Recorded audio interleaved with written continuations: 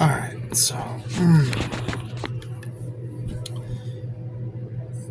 I got a half terabyte of space on my phone set up, filled it up. But yeah, I had some stuff, about 5 or 6 gigs of stuff that I needed to knock off. Yeah, um, so we stop with the criticism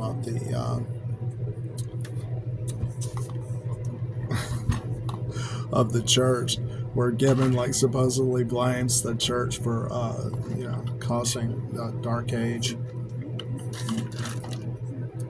I can really agree with that. This is, it's like, look at Egypt, folks. The Christian church or whatever is just doing. It's like this huge racket about bullshit. There's a heaven or whatever. You float up. No, you're not. You're gonna die, right? And your material. So just like it says in the Bible in Ecclesiastes, you came from the dirt and the ground, and you're going to turn back into the dirt and ashes. And that's it. And it's tiresome. Yeah, that's accurate. You know, it's like maybe only 14 million people practice Judaism. Right. But this huge offshoot, and that should be another indicator it's a big scam. All these things dealing with staying out of hell and getting into heaven and all that stuff like that. Whole lives are oriented around that stuff. And yeah, it's a big waste of time. It's wrong. It's incorrect. And there's no heaven and hell and stuff. No. Well, yeah, just so nobody's feelings are hurt, if you really imagine something like schizophrenia or whatever like that, yeah, it's real. You're still crazy. It's real insofar as you imagine that it's real.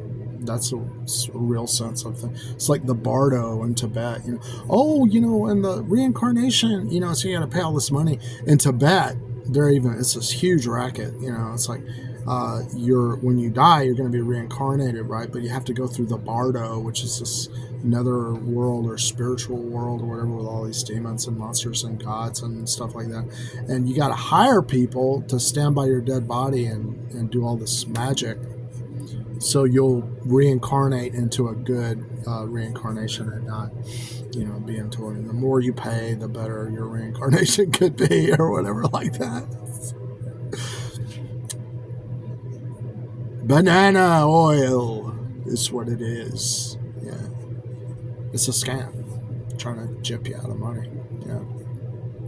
So, here we are in the Decline and Fall of the Roman Empire. And the editor is going to make some comments. I opened up and I recommend this edition. It's volume 1. I'm on Gutenberg, and I'm on the web format or whatever. It's got some really nice scans of the old book, the maps and everything like that. Yeah. All right. So what does the guy have to say? Let's go. The great work of Gibbon is indispensable for the student of history. Indispensable. The literature of Europe offers no substitute for the decline and fall of the Roman Empire. Is that true? I wonder, is that really true? It's a bold claim. He's trying to sell this book. Okay, yeah. It has obtained undisputed possession as rightful occupant of the vast period which it comprehends. Claim it comprehends it. That's what you're claiming, or it doesn't. However, some subjects which it embraces may have undergone more complete investigation. On the general view of the whole period, this history is the sole undisputed authority to which all defer, and from which few appeal to the original writers. People don't look for Gibbon's sources. Really? All right.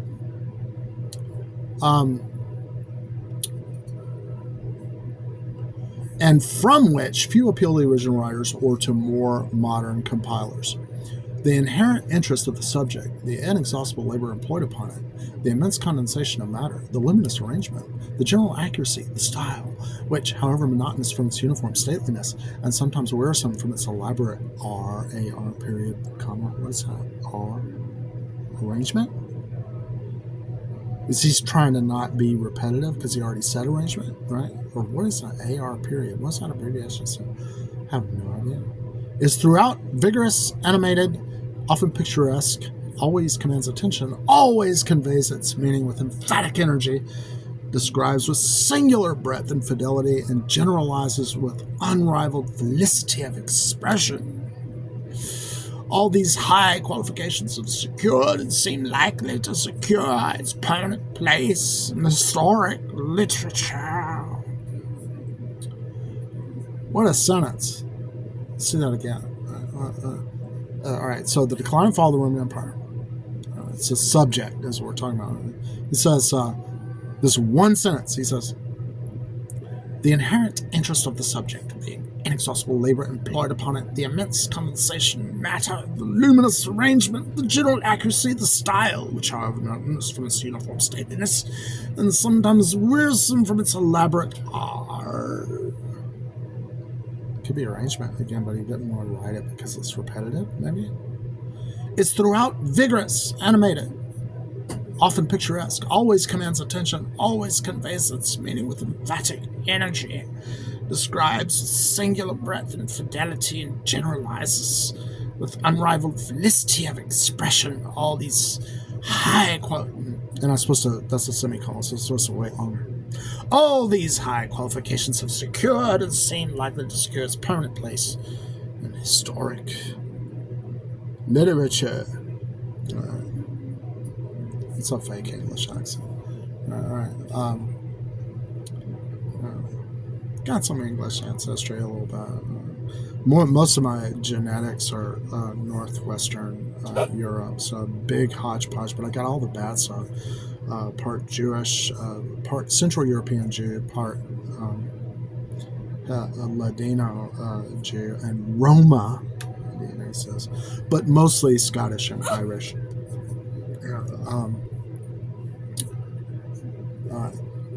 The vast design of Gibbon, the magnificent whole into which he has cast the decay and ruin of the ancient civilization, the formation and birth of the new order of things, will of itself, independent of the laborious execution of his immense plan, render the decline and fall of the Roman Empire an unapproachable subject to the future historian.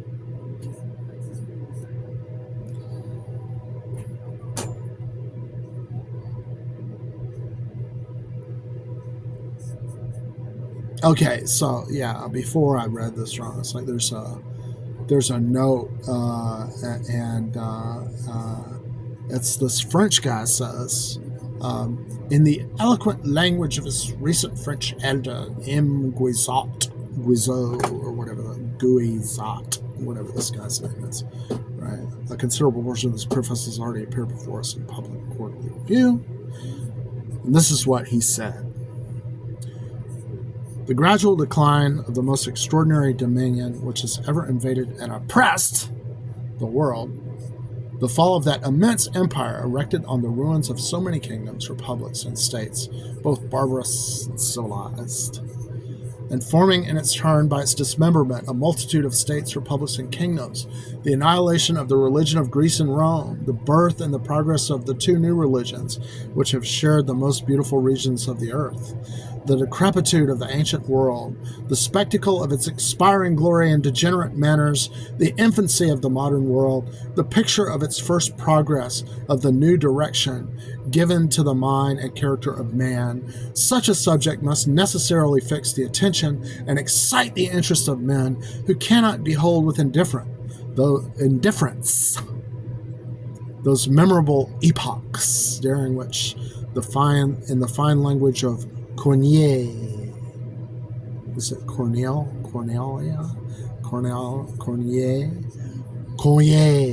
Yeah.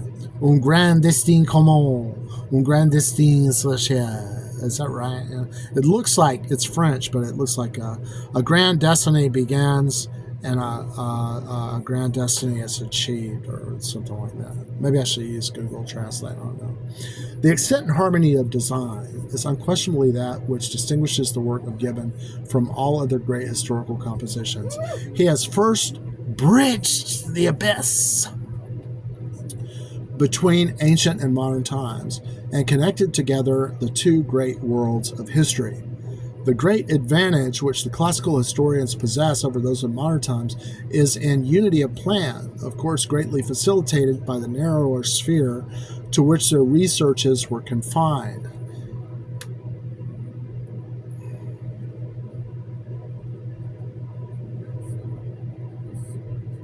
Yeah, I get it.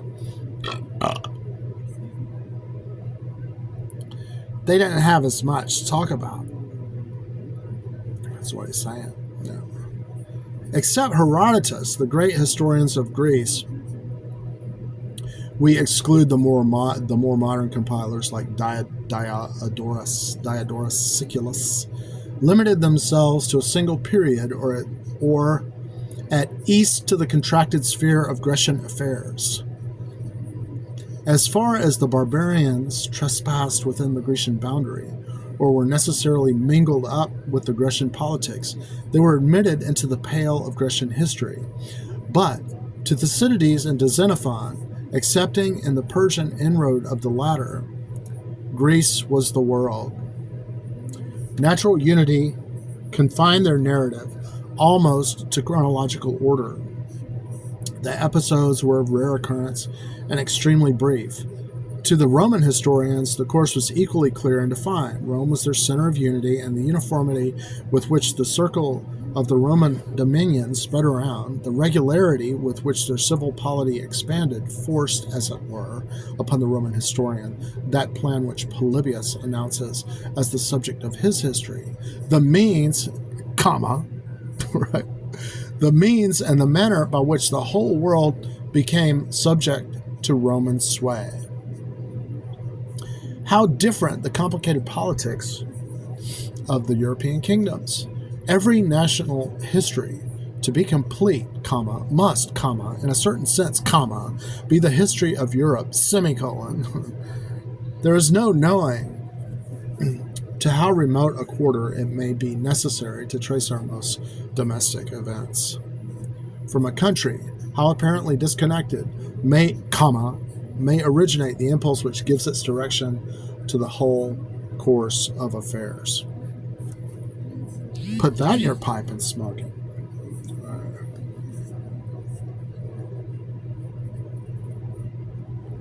I'm looking. Okay, that's 12 minutes.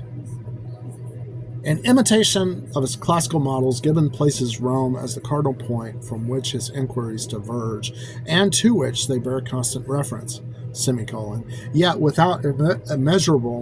how immeasurable the space over which those inquiries range, how complicated, how confused, how apparently inextricable the causes which tend to the decline of the Roman Empire, how countless the nations which swarm forth and mingling. They didn't capitalize how countless.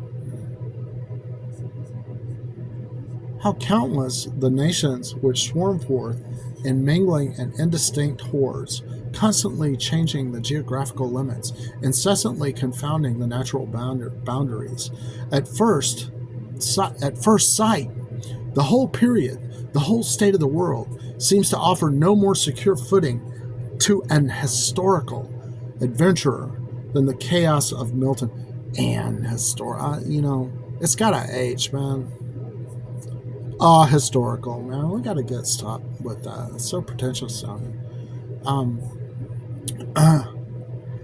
To a historical adventurer than the chaos of Milton, to be in a state of irreclaimable disorder, best described in the language of the poet. I guess we're just going to quote Milton now.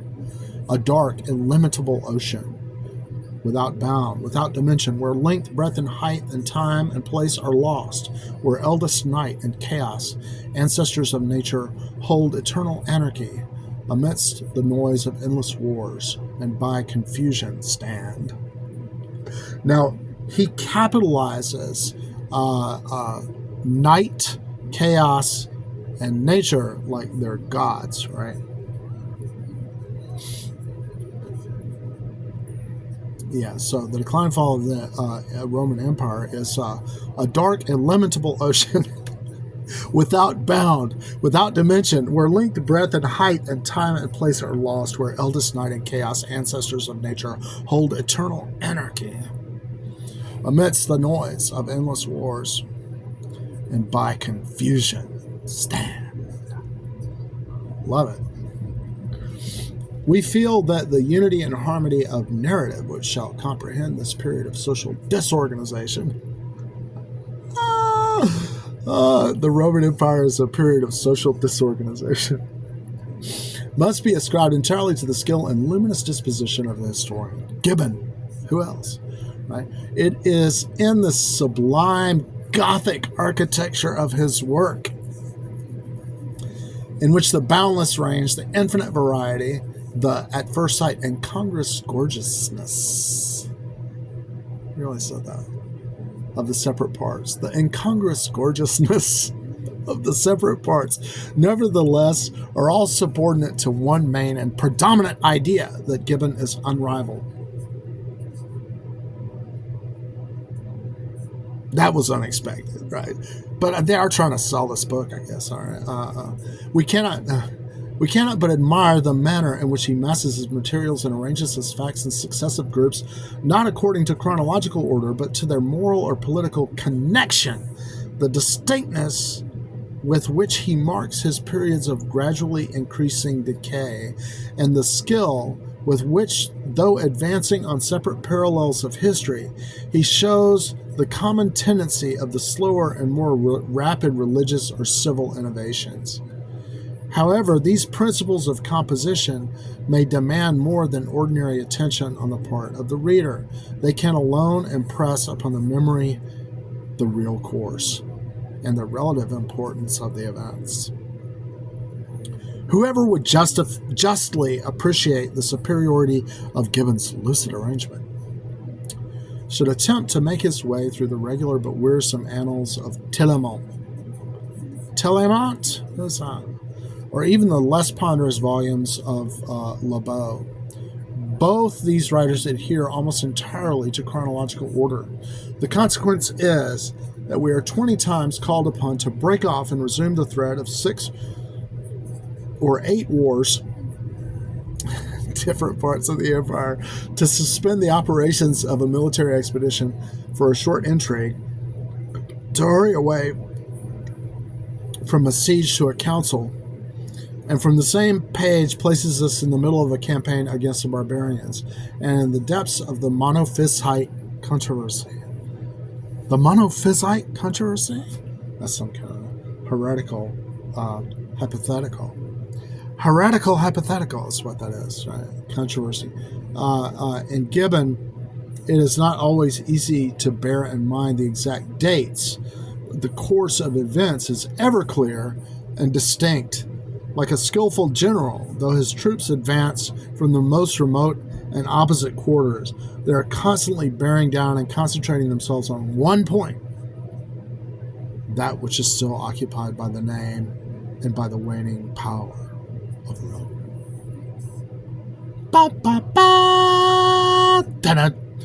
Whether he traces the progress of hostile religions or leads from the shores of the Baltic or the verge of the Chinese Empire, the successive hosts of barbarians, though one wave has hardly burst and discharged itself before another swells up and approaches, all is made to flow in the same direction, and the impression which each makes upon the tottering fabric of the Roman greatness connects their distant movements and measures the relative importance assigned to them in the panoramic history. The more peaceful and didactic episodes on the development of the Roman law, or even on the details of ecclesiastical history, interpose themselves as resting places, or divisions between the periods of barbaric invasion. In short, though distracted first by the two capitals and afterwards by the formal partition of the empire, the extraordinary felicity of arrangement maintains an order and a regular progression, as our horizon expands to reveal to us the gathering tempests which are forming far beyond the boundaries of the civilized world.